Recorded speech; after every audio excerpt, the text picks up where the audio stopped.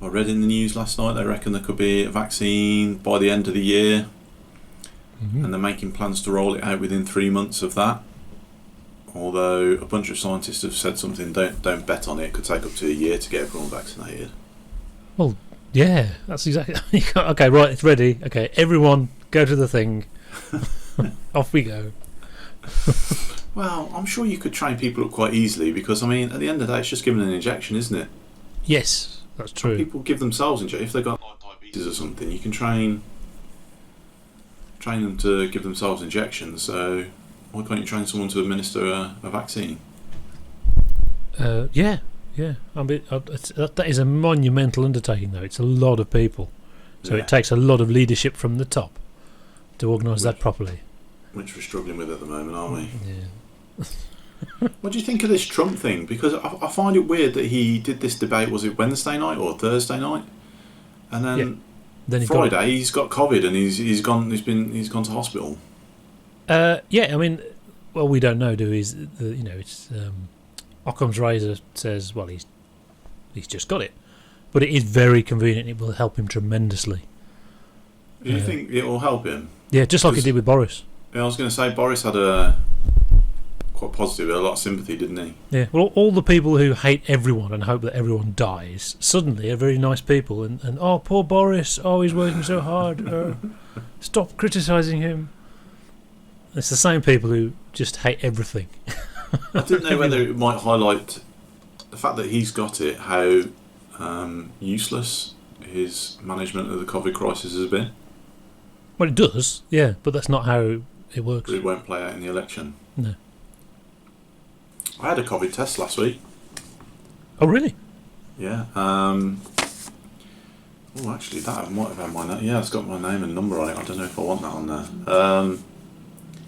Sorry, I just showed the booklet to the camera. So they just knocked on the door at random. They did the whole road. They knocked on the door and they says, "Well, do you want a COVID test? Goodness me! Anyone who's in can have a COVID test."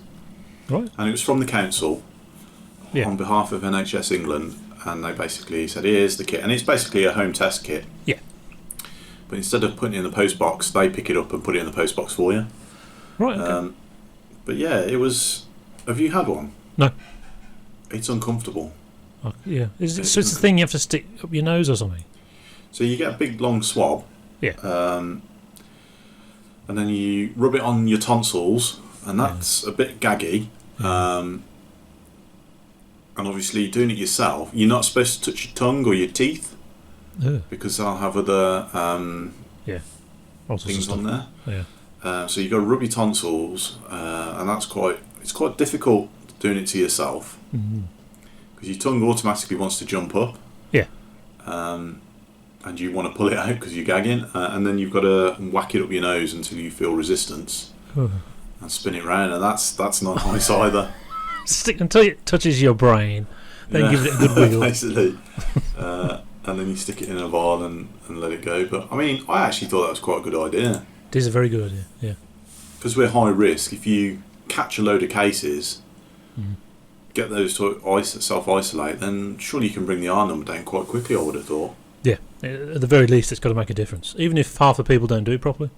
You just need to catch some cases, don't you, and get them out of the system. Yeah. Yeah. So yeah, that was interesting. So yeah, we haven't done anything for a couple of weeks, have we? We haven't, no. Well, the other chat I could think of was my adventures with ailments. Oh yeah, I have got a photo. I have got a picture, so we can include the picture in the video. It's going to be disgusting. This is your eye condition. Yeah. Well, so what happened then? Where did you know where you picked it up from? It's from the kids. It's one of the kids. Right. I mean, the youngest rolls around all on top of me, and he's got long curly hair.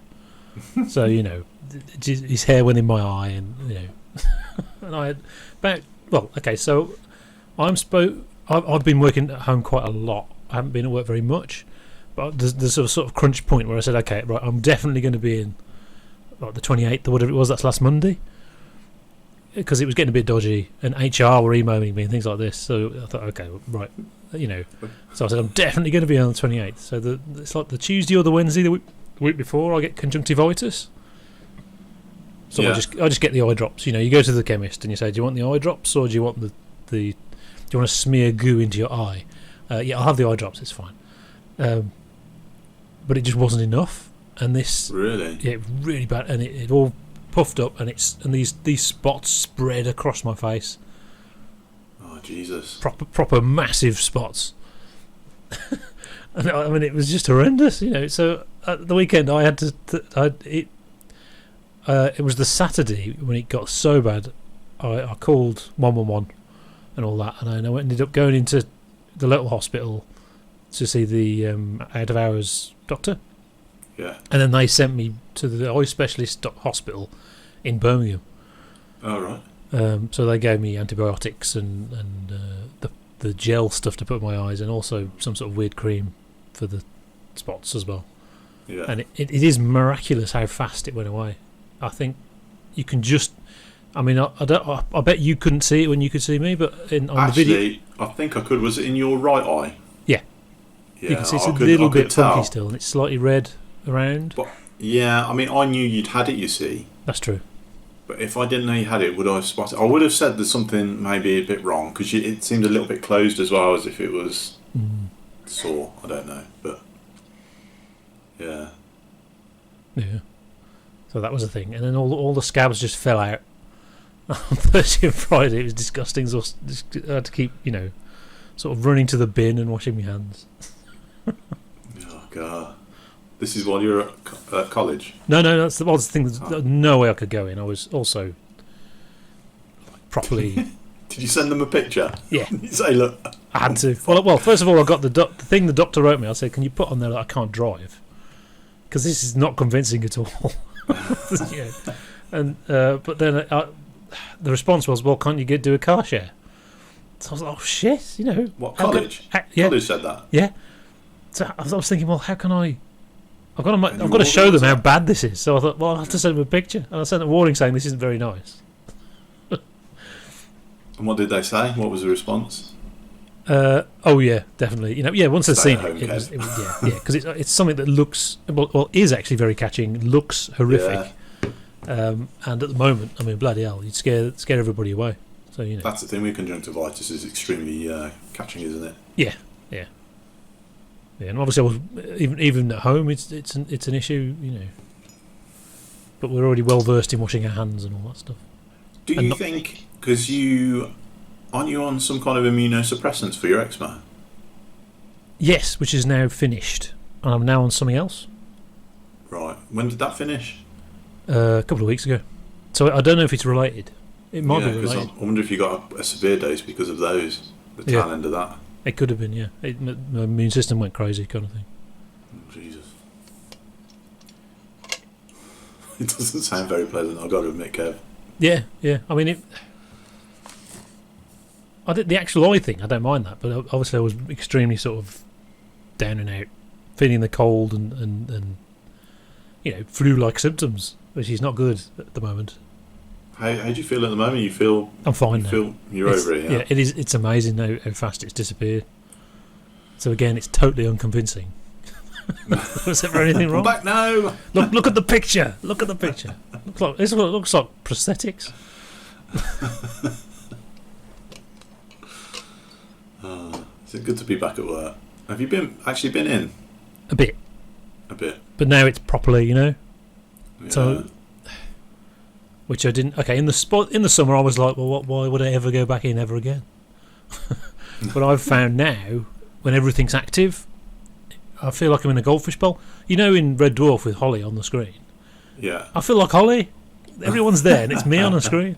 You know, that's okay briefly, but I wouldn't ever do that permanently. It's horrible. No. I suppose we don't really have meetings at work. We just have catch-ups where we talk to each other. So we would never do a Zoom meeting, a Yes. Skype meeting or whatever. So I suppose it's a little bit different from me.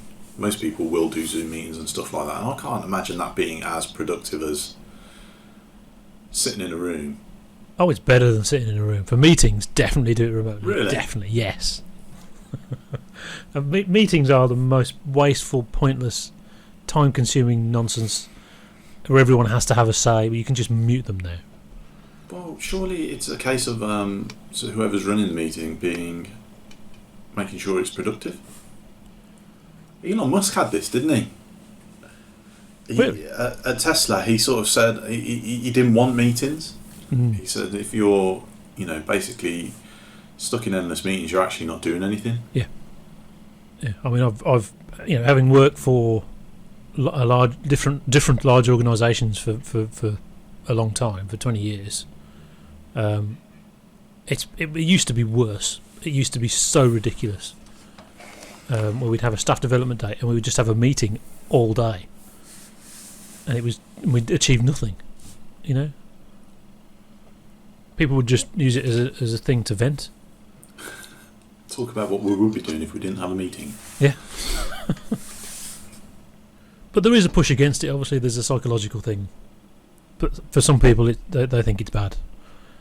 Working at home is a tricky thing. If you haven't got the space for it, it's actually quite repressive. Yes. Because you are living in your workspace, which isn't particularly good. Also, you save money on travel and stuff like that and lunch, but there is an increase in sort of energy usage and stuff like that. So it's not. Oh no, it's not. Yeah, but obviously for me, I've got a I've got a studio ready made. Yeah, so it's ideal for you. Yeah. It's not like that for everyone. Yeah. I did read something that there's a software company that takes random screenshots of your screen to make sure that you're actually working, and the sale of their software has gone through the roof. Not surprised. That feels really repressive to me. Well, I've got nothing to hide, so they can. It's exactly the same as at work. They're not. There's people who say, "Well, you're not allowed to come in my class. You can't come in my class." I don't care. You can come in my class. Unless you disturb. If you disturb, you can piss off. But if you walk in and say nothing, fine. You can have a camera in there if you want. I don't care. What they're going to do? They're going to find my secret drug stash or something. I don't know. It's not that there's something to hide. It's the attitude of sort of like the Amazon warehouse, Sports Direct warehouse, brought to the office. That's the danger, yeah. That's what I don't like. And actually, study after study has shown that in anything other than menial tasks, cracking the whip doesn't work. So That's if true. there's anything cracking slightly creative about your job, actually what you want is freedom. You need the freedom to think. And actually, there are companies that have introduced basically a week, like Friday, say, where you get to work on your own personal projects. And they're the most those productive. projects that they develop are the most profitable projects in the company. Yes. Yeah. Yeah. That's not surprising at all. It feels like a curiously British attitude to work to have. Yes. Sort of like and it is a curiously British attitude, which would, there are a sizable number of people who would really dislike that concept. Yeah. But not for rational reasons. And we complain about the productivity problem, we're not productive enough as a nation, and then you can sort of see why you see the attitudes to work. Yeah, and the obsession with... I remember you said this years ago, that because I think it was a thing you experienced at work, that if someone is good at their job but arrives at 9:05 every morning, their job's in trouble. But if they're bad at their job and they arrive at 5:29, then they'll be stuck there forever. Free pass. Yeah. And that's a very British thing, that is. Yeah.